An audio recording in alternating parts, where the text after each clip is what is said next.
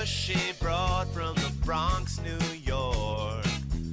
Follow her voice, a straight dog is nice. She's a pushy broad from the Bronx, oh yeah. Don't be surprised if you wanna listen twice. Make decisions, find the right choice. Know yourself better, find your own voice. It's okay if you need help today, cause everybody needs a little push. From the pushy broad from the Bronx, New York.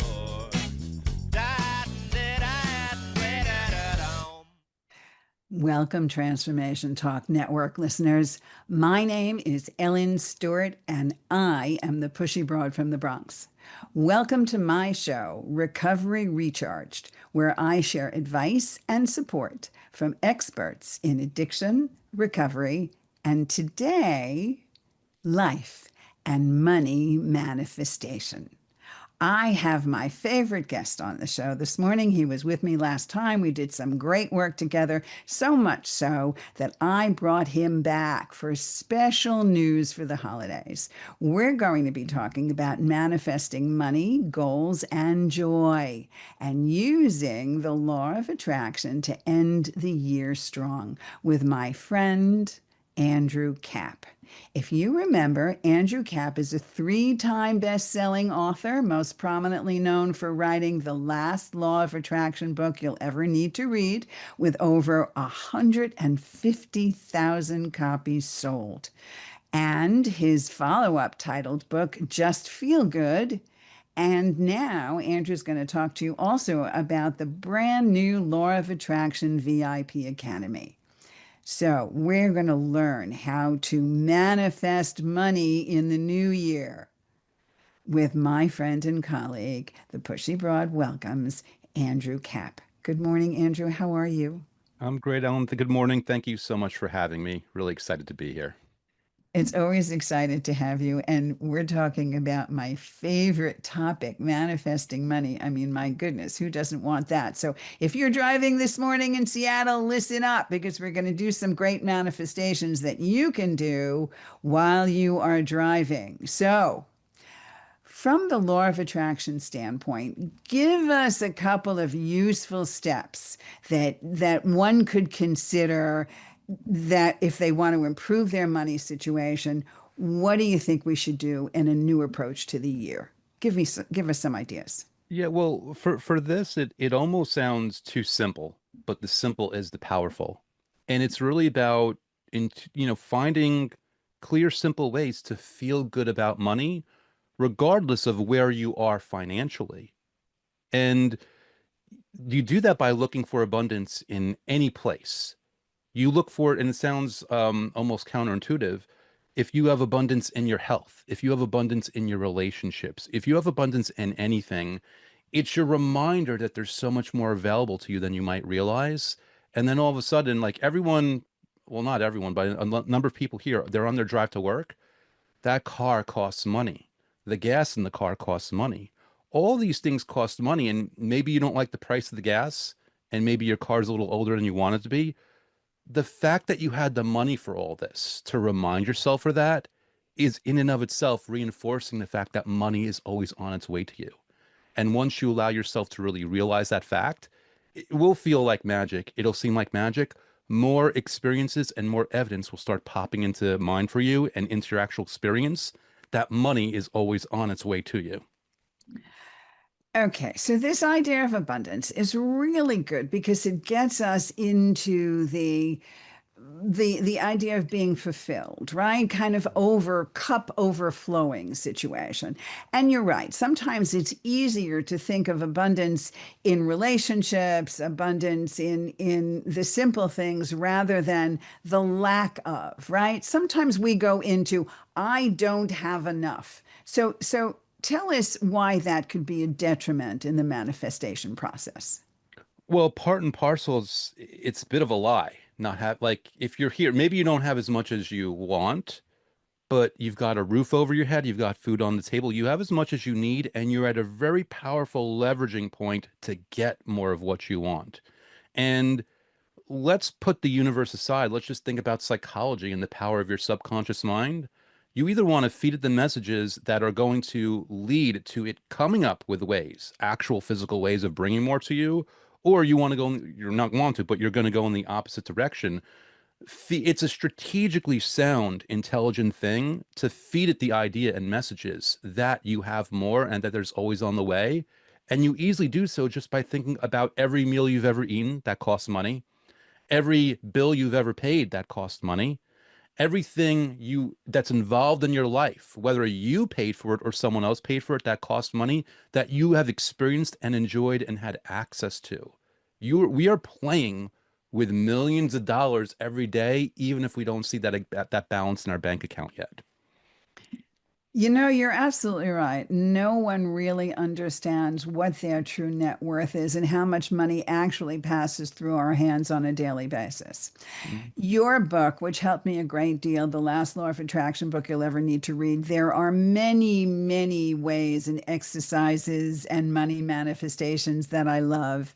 But I know that maybe you have some new manifestations and maybe you can walk us through one right now that we can all do together and say out loud. Yeah, so this is a bit of a favorite one for mine, and there's two ways of doing it. The say out loud, you'll see how it could apply. I call it the bills paid, money made method. Oh, I love that. Bills paid. Love it. Yeah. And the thing is that the old version of this, not to badmouth other law of attraction teachers, but they would say, look at the bills in front of you right now. And again, you're driving, you're not looking at the bill, but you know what money you owe for your credit card. You know that you just bought that couch or whatever it might be. It's You Christmas. Everybody's buying all kinds of things, right? Everyone's buying all kinds of things, and you know what you owe money for. And the old version of this is look at this money that you owe and say, oh, yay, money for me, because you have the thing already. And I think that's all well and good, but I think there's a more powerful way of doing this because a lot of people will look at their bills or think about their current bills, and they'll still be stressed. It'll be difficult to rationalize that this is money for them, even though they are enjoying the thing that they spent the money on. So I say, look or think about the bills that you've already paid, the bill from last month or last year or whenever. Remind yourself that you always had that money to pay that bill. And by reminding yourself that you always had that money back then, even though you could remember back then that you were stressed about having to pay this money, it lets you know that now in this moment, if you're feeling stressed about paying now, it's the same thing where a year from now, you're going to look back and realize you paid it. In anticipation of that, realize the money is on the way and the money is here just for all those bills that you've ever paid. Everything in front of you is already in the process of being paid already. And the money through your paycheck, through your direct deposit, through anything else is always continually on its way to you. That Okay. realization in and of itself is very powerful. Okay, so now let's walk us through a couple of sentences. All right. What exactly do I say? What should I be Mhm. saying this morning? I'm stressed about the money. I have to buy like presents for everybody. Where is the money going to come from? Plus, maybe I'm hosting something, I've got a party or whatever. How do I de stress about the money and Mhm. realize that it's always been here to begin with? Give us a couple of choice Yeah. manifestation sentences. I've always had bills. They've always been paid. I've always had bills. They've always been paid. Yes. The bills in front of me are no more. The bills in front of me are no different. I've always had bills. They've always been paid. Everything in front of me now is no different. That's being paid. And it sounds, there's no, it's not even like a catch sentence. It's just a simple reality. I've always had the bills and they've always been paid. And everything in front of me now is being taken care of in the same way. It didn't Okay. feel that way back then. It might not feel that way back now, but that's the way it is. The money is here. The money is coming. The money's going to keep being here. The money's going to keep coming.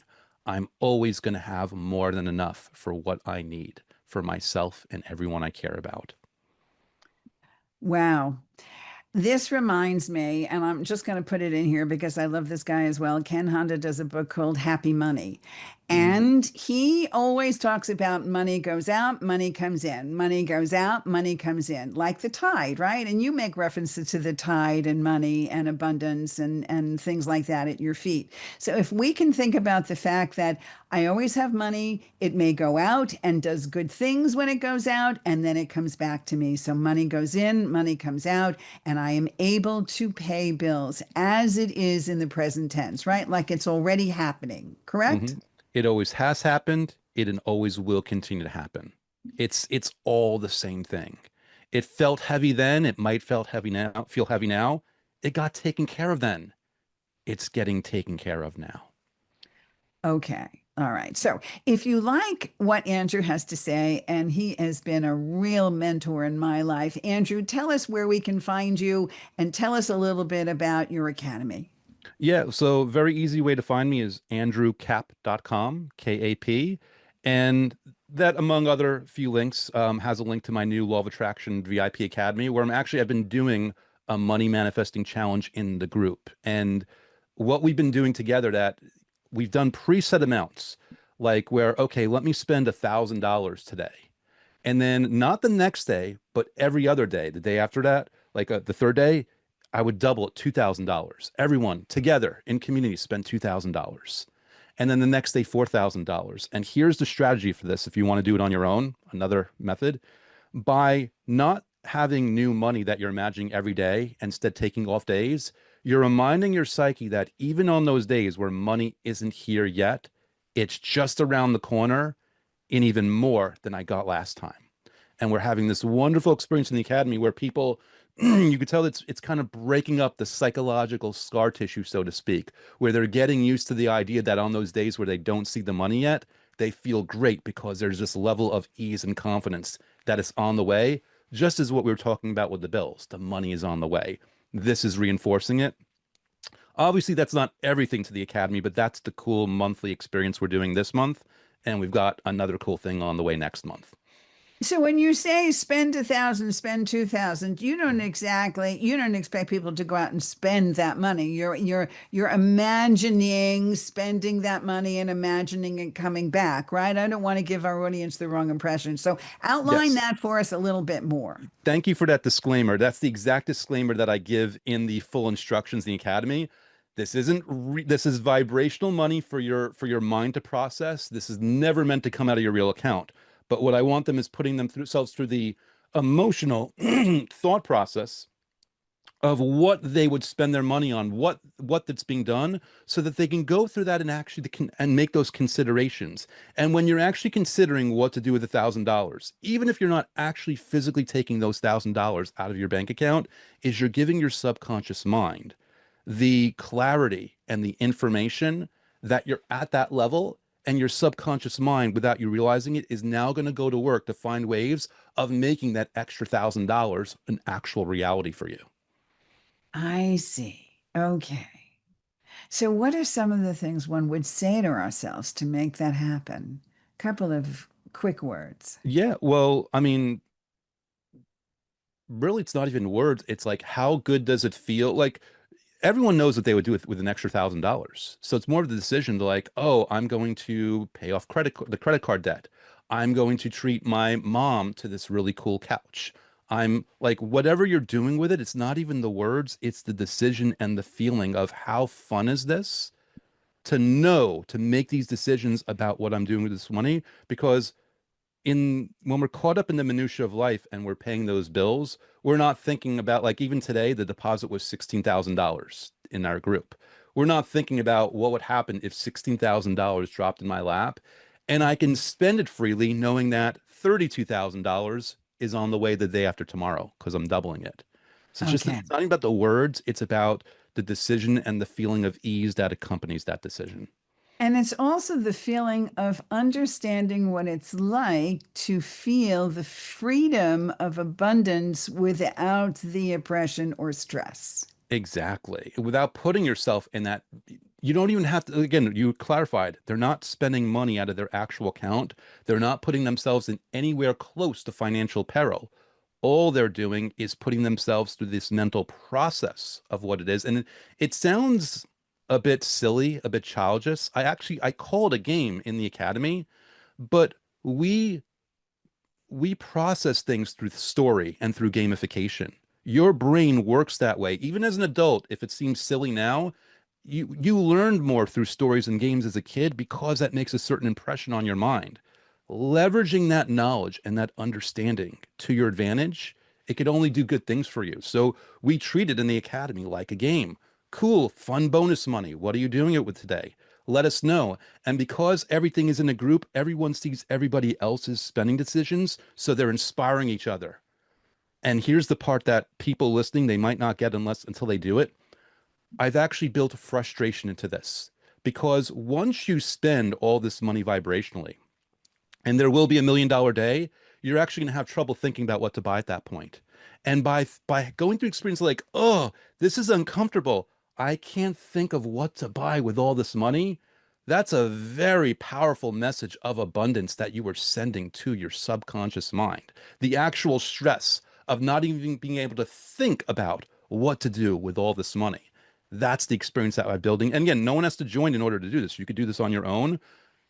Assign yourself this money every other day that's increasing more and more and more, and just put yourself through the game of experiencing this kind of joy and ease.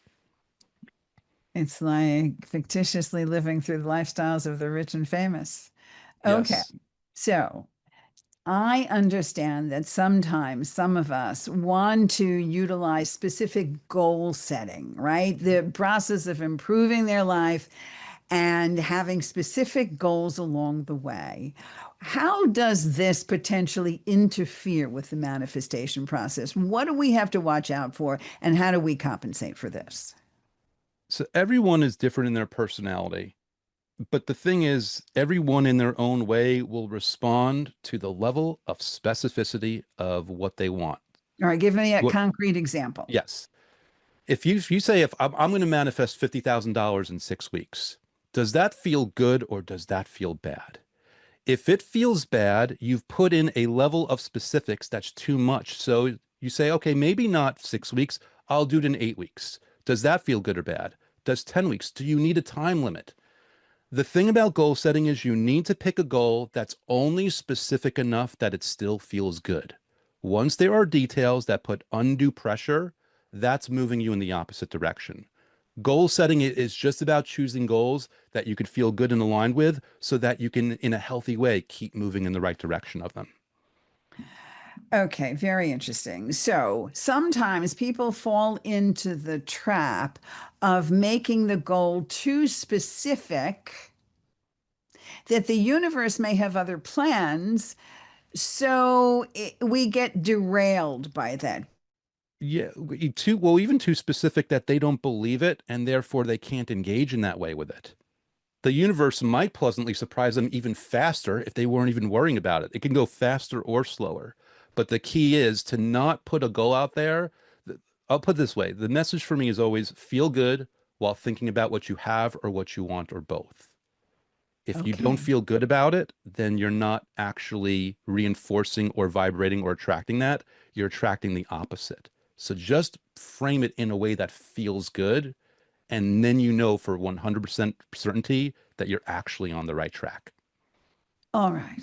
Okay. So how can people know the difference between the things they have in terms of reaching their goals Mhm. versus the things they should leave to the universe? How much do I have to do as opposed to what I should leave the universe do? Where's the line?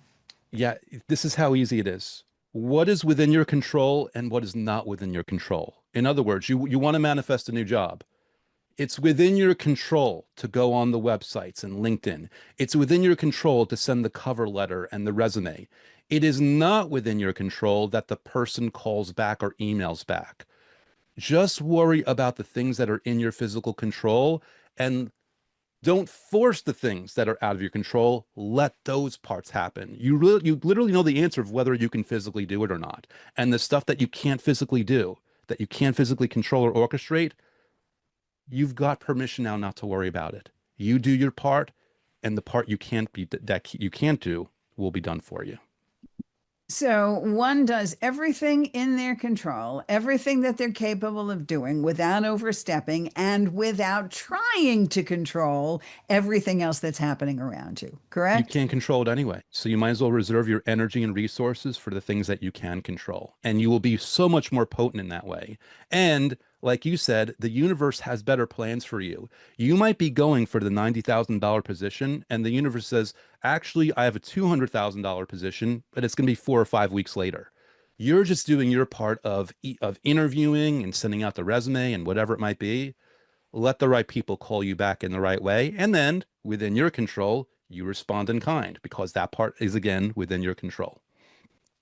So now that we're in the holiday season, how do people actually can they get happier, you think, this time of year if they don't exactly have everything they want, if it's a tough situation? Where do we find the happiness and joy if we've been struggling? How do we turn things around? Well, first we find it in the realization that we're always going to want something. Even like the things that you want right now, you're going to get them, you're going to want something else.